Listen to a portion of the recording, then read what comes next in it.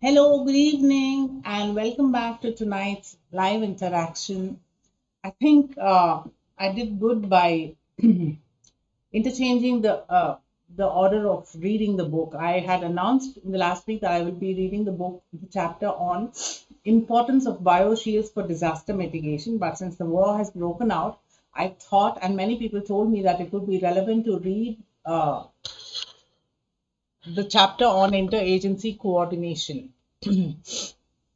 So that's why I had to interchange chapters 20 with 21. Anyway, so this is how it is, and interagency coordination, I think, is very relevant in times of war that we are unfortunately going through. So that is the reason I did this. Interagency coordination is very, very essential, not just in terms of natural calamities, but also in times of man-made calamities, because you need a whole gamut of agencies to work together to serve the purpose. It could be humanitarian disaster and relief. It could be just war. It could be natural calamity and its aftermath. There are certain things which are extremely important, like water and sanitation, shelter, food, then medical preparedness or treatment of the injured, as the case may be. Then there could be a whole lot of other issues. You need to bring culture sensitive food security. In fact, this has become an issue in the Ukrainian war. After evacuating, the Indians who have been evacuated have been whining that they did not get the kind of food that they are used to. Students living there obviously are used to, and living and there are used to home cooked food. They're perhaps cooking their own food, and they're making do with Indian food. Then during evacuation, they have got only bread perhaps, and or whatever food rations, and they're not happy. So it is natural that they were whining. This has happened after every natural calamity. In fact, I've written a whole chapter called culture sensitive food security in my book, Preparing for the Day After. So there are very relevant and pertinent issues. In fact, after the Asian tsunami and after the Kashmir earthquake or the Pakistan earthquake, survivors have refused food aid because it was not culturally sensitive to them. And psychologists aver that when they are traumatized, they need comfort food. They need what they are familiar with, what makes them feel wholesome. So if you give them bread or bread sandwiches or eggs or whatever, I mean, especially in South Asia, there is so much of an ethnic diversity that people want. There's some are vegetarian, some are don't eat mushrooms, some don't eat egg, and so on and so forth. So catering to this diversity is extremely difficult in a captive situation, like say a disaster shelter, or even in case of war, which is now very pertinent. People are being homeless, are being driven homeless. They are just evacuating from, and they are evacuating to bomb shelters. How do you make them feel comfortable? There are young mothers who have trodden across miles and miles and miles with young children, holding their young children in their hands. It's such a pitiable condition. There are you need nursing stations, you need there and you need.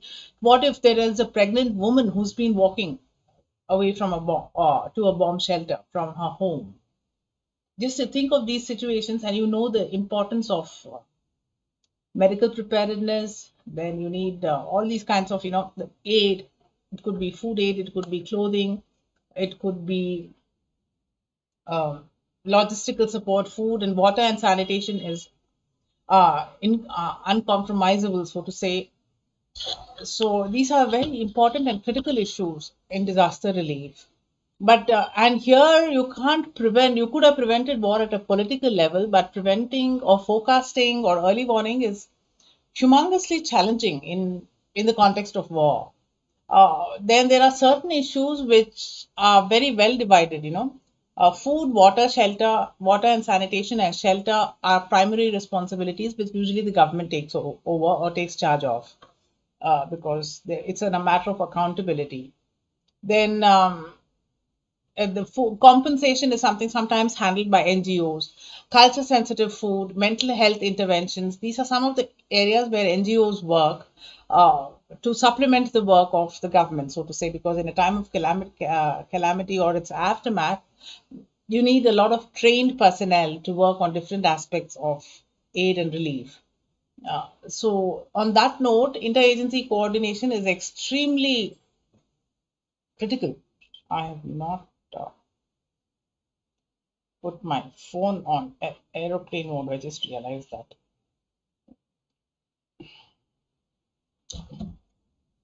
So, yeah, that's the import of interagency coordination. There are also a lot of other things which can be, it's a matter of growth, which can be included in this.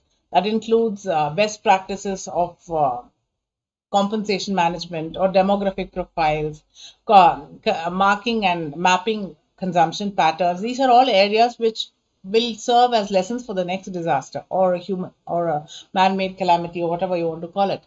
I mean, human natural calamities are distinctly different from human disasters or man-made calamities, like the war, for instance.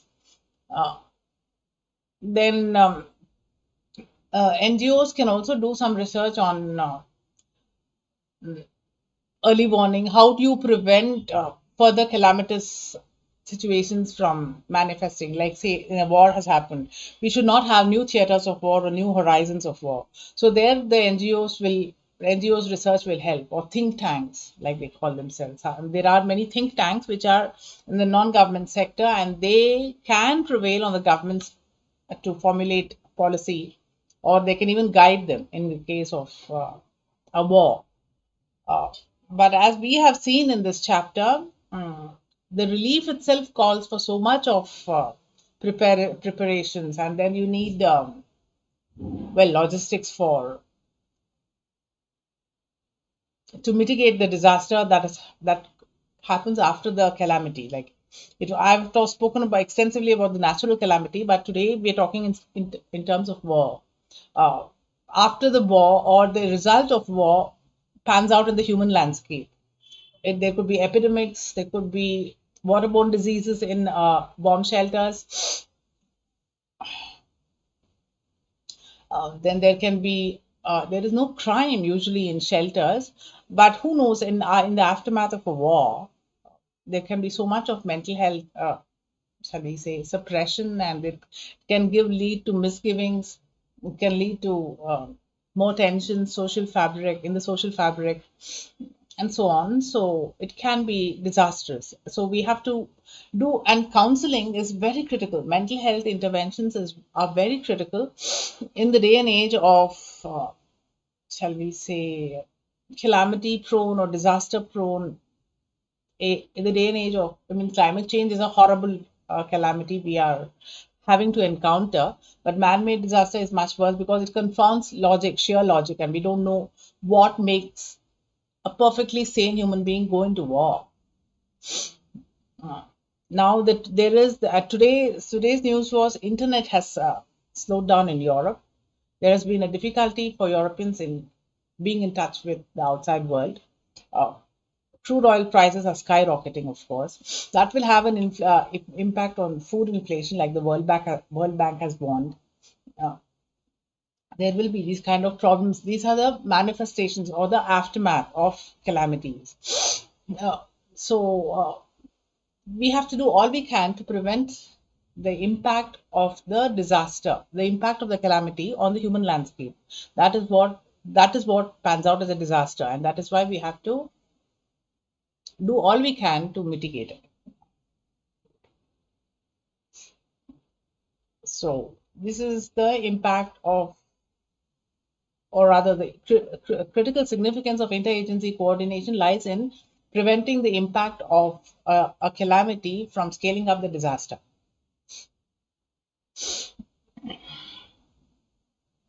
No questions as yet?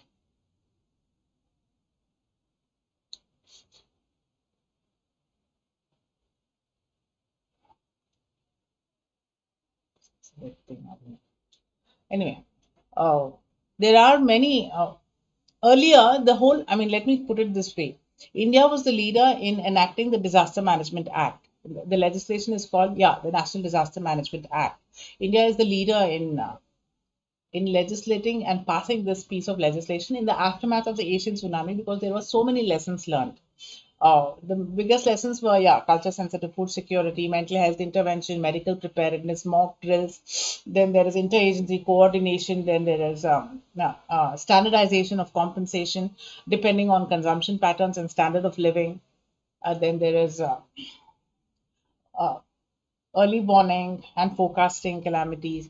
But in the this is all with regard to, you can't say that it is all with regard to natural calamities only. For example, the lessons learned from interagency coordination can well be extrapolated to a theater of war.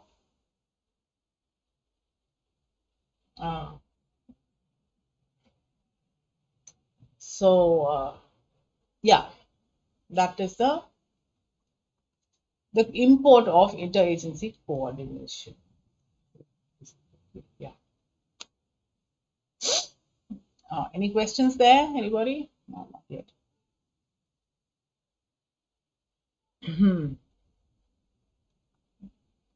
It is expected, yes, that people will be disappointed with uh, unfamiliar food, especially in a tragic, calamitous situation. They need comfort food. I mean, you and I are humans as well. We will need the comfort of home cooked food. Mental health professionals say that in the aftermath of a calamity, people want comfort food. They want comfort food. They want comfort zone. They would like to what do you say, they would like to be familiar and have a grip of whatever they can. They would like to perhaps cook for themselves. There can be rejection of food aid, as it happened in the aftermath of the Asian tsunami in Tamil Nadu. A very gallant and chivalrous volunteers from Punjab came down and made 300 fulka chapatis in 1 hour for the distraught fisher folk of Tamil Nadu who were homeless. But the fisher folk wanted rice and fish. They wouldn't have anything to do with fulka chapatis and gopi mutter, so to say. They wanted their food, which is their staple, rice and fish. Without that, they felt very traumatized.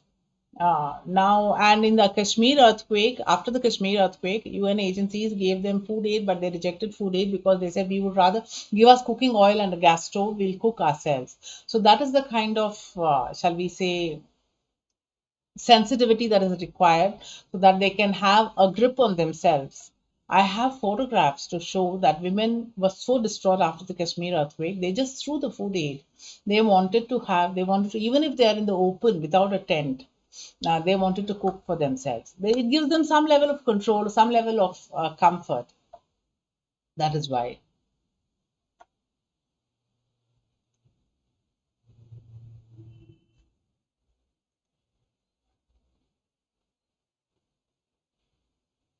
Any questions there? I will do one thing. I will show you some parts of Ukraine now. Which let me, how do I do this?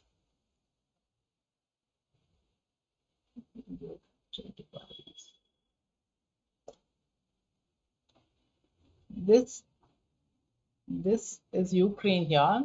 This portion is Crimea, which is already annexed by uh, Russia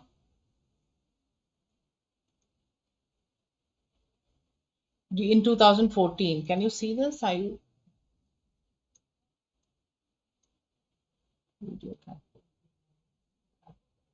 Think I have this. Yeah, I think you can see this. Uh, this portion, this rough quadrangle here, this is Crimea. This was annexed by Russia in 2014, and that is disputed territory now. Russia wants access to the sea so that it gets.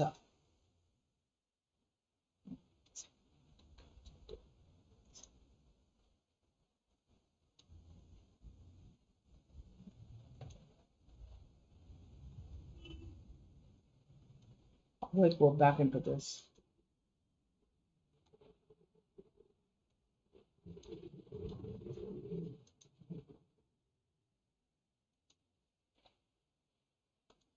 Oh, well, this is so confusing sometimes to me.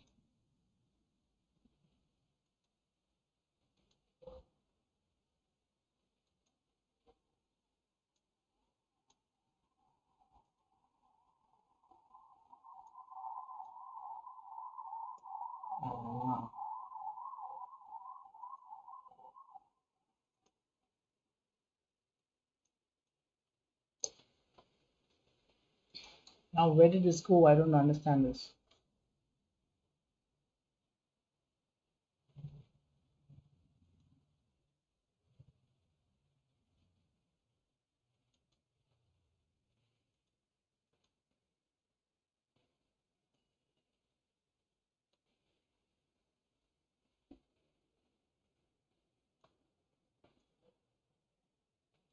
It takes a while.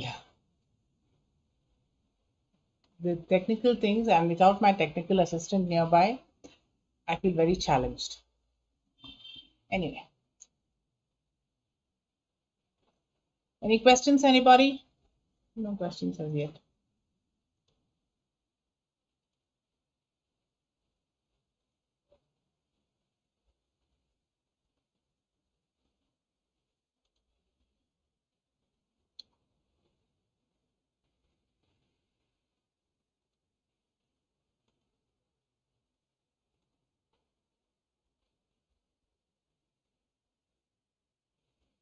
Uh,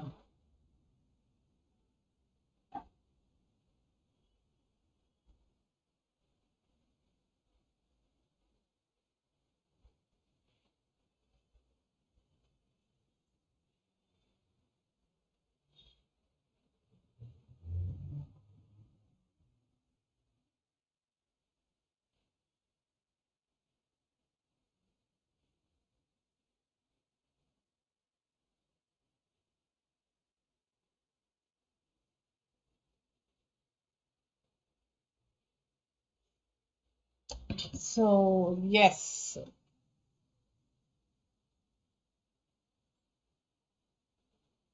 no questions.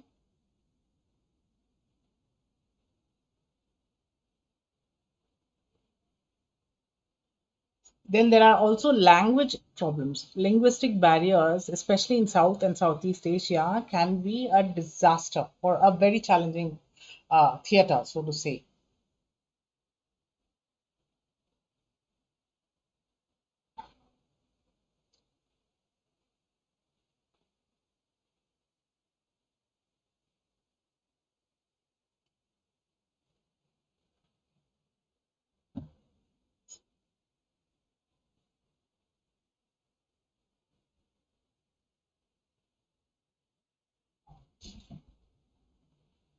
No questions yet? I'm surprised. There used to be one or two guys who are very regular. Yeah, I was talking of the language barrier. The UN has its job cut out, or the UN translators have their job cut out, especially when disasters strike, because the UN is literally at the helm of interagency coordination. They have to get it across, done through the interagency coordination has to be done through national sovereign governments, which is not easy. And the whatever interventions take place, it has to translate into actionable inputs for the common man, and that calls for overcoming the language barrier. For that, I think, shall we say, money is a universal language, and development, human development, or humanitarian aid is also the best. It's the best means to overcome linguistic barriers, so to say. So that's also a new front, so to say, a new front to overcome. Then,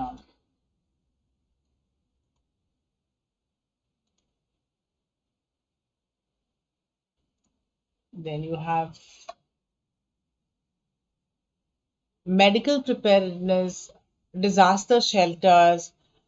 These are very important for to mainstream or to keep seamless the interagency coordination, where it is literally the theater where it all happens and where it all comes together. When you have disaster refugees staying in a particular place, then they have to say they have to be given food aid, medical aid, treatment of the injured, water and sanitation facilities, clothing. Then they have to be given means to reignite their livelihood. That calls for a whole gamut of interventions, economic, fiscal interventions, and so on.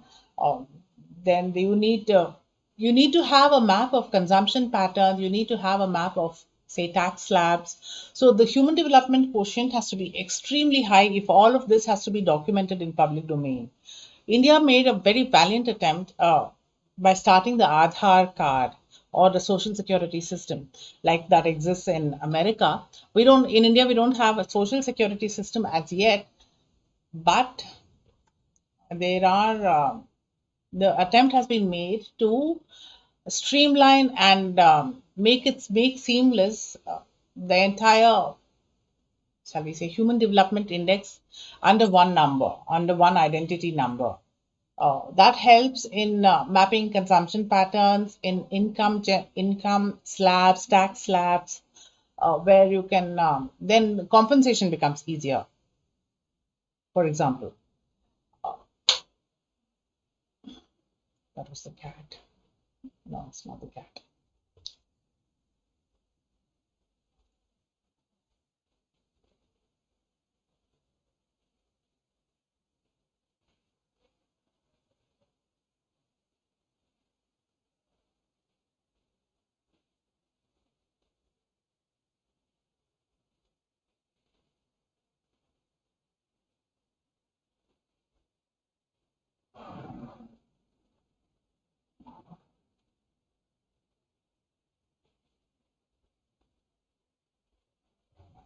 Also, you have there are so many ways and means when volunteering, for example, volunteers volunteer tourism itself has become a big thing, but volunteers need to are necessary in a disaster situation.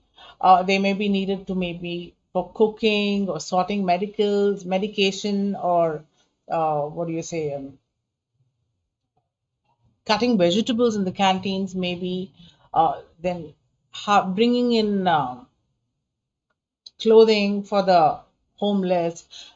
That is why it is so necessary to keep food rations and all the supplies and logistics. The supply chain itself is a big thing. Today, after COVID, we realize that supply chain is very critical. Supply chain and logistics are very critical, are almost as critical as water supply and sanitation, food supply, food security, uh, shelter, medication, treatment of the injured. Search and rescue teams, recovery, and rescue and recovery. Search and rescue is one thing. Recovery is another phase. When they give up on rescue, the recovery starts. So there again, you need to coordinate. You need to create missing people's registry. You need to maintain websites in the public domain. You need to connect survivors with those who have registered on the missing link registry, missing persons registry it's called. So you need to connect. There's a whole gamut of issues, and you need trained volunteers. That is why it is of immense significance to have a trained youth task force in the lowest rung of administration, in the village development council, in the subdivisional or sub-district level administration, at the district level. And you need to have mock drills so that everybody knows one's place, what you can do, what you cannot do, what is one's capability. You need to map everything and keep it ready. That is when interagency coordination becomes very useful and very smooth in times of calamity.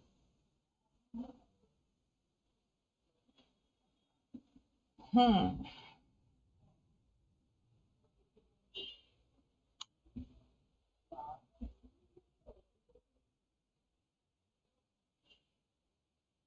No questions? I'm surprised.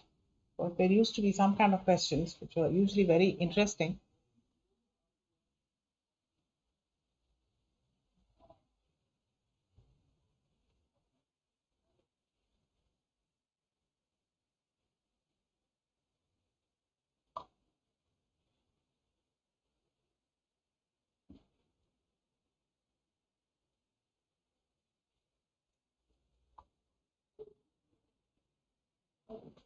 Oh, well, I'll see for another 5, 10 minutes. If there are some questions, I'll be happy to answer. If not, I'll go for my dinner.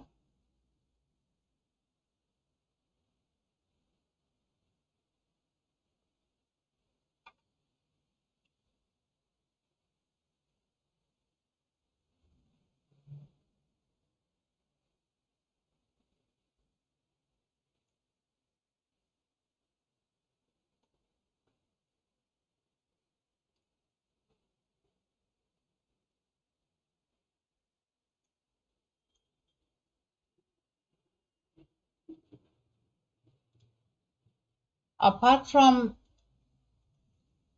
see, in the context of war, for example, evacuation for Indians is important for us Indians. But if you look at it internationally, there has been such a huge impact of the war on Europe. Their source of gas supply or fuel supply has been cut off because of sanctions. It has affected banking, swift transactions across digital transactions, cross country digital transactions of currencies have been affected with sanctions affecting or swift being blocked for Russia. And then internet has been affected. And there was an attack on a nuclear facility in Ukraine last yesterday, which was put out fortunately without any radioactive elements escaping into the air. That was a big worry for the International Atomic Energy Commission Agency, but it has not happened. Then Russia has taken control of the Chernobyl nuclear plant, which is another cause for worry because it is dysfunctional and defunct. And to take control of a defunct nuclear reactor in times of war, when there are threats of a nuclear war, sounds insane, frankly. But yeah, these are the, shall we say, the high points or the highlights of the war so far. So, and again, there's no language barrier there. There's no language barrier. There isn't much of a cultural diversity in terms of food either. But still, food needs to be given. Food aid needs to be given. Humanitarian aid, medical aid. Then logistics have to be in place, not just for evacuating civilian refugees, but you need to have logistics even for the supply chain so that aid is delivered on time in different places uh, without being hammered by the war engine. So these are the issues. Well, 27 minutes. I'll wait for 3 more minutes. If there are no questions coming, I shall hang up.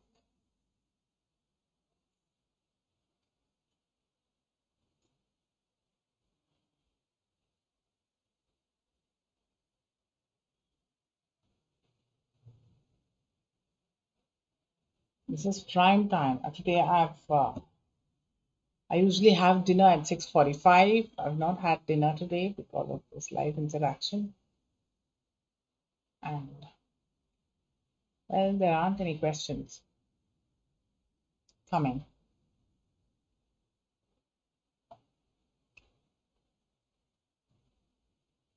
Feeling a little restless.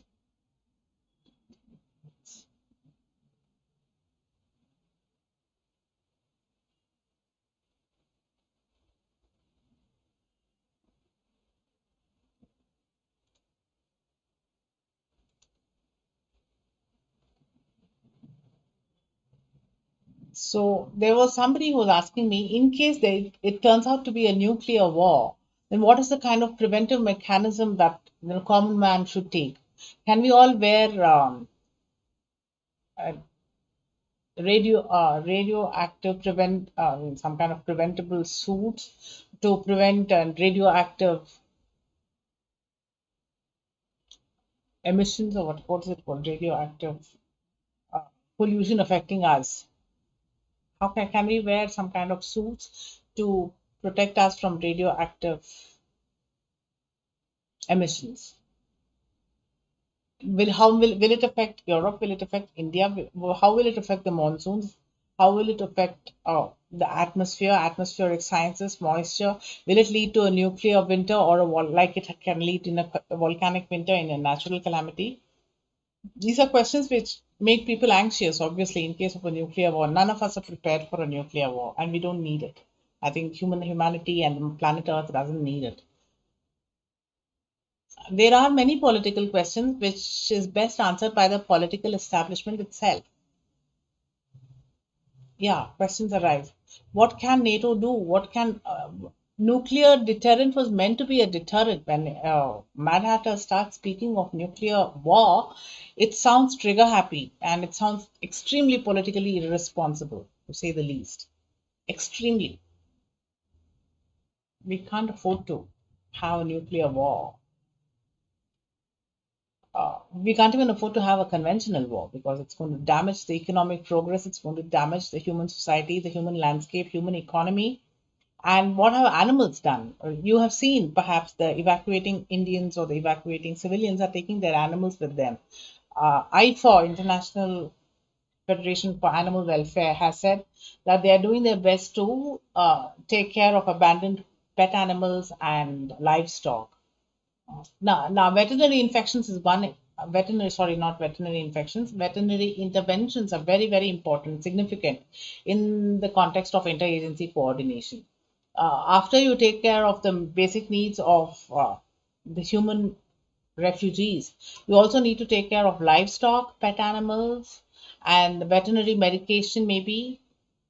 So that needs to be taken care of as well by whether the veterinary medicine department or anything else, the animal welfare departments, whoever it is. But somebody has to take charge of abandoned animals, livestock, prevention of veterinary diseases, and so on. We should prevent contamination of water sources. We should prevent uh, damage to agricultural landscape. All these are relevant as well in both natural calamities as well as man-made calamities or the aftermath of these calamities.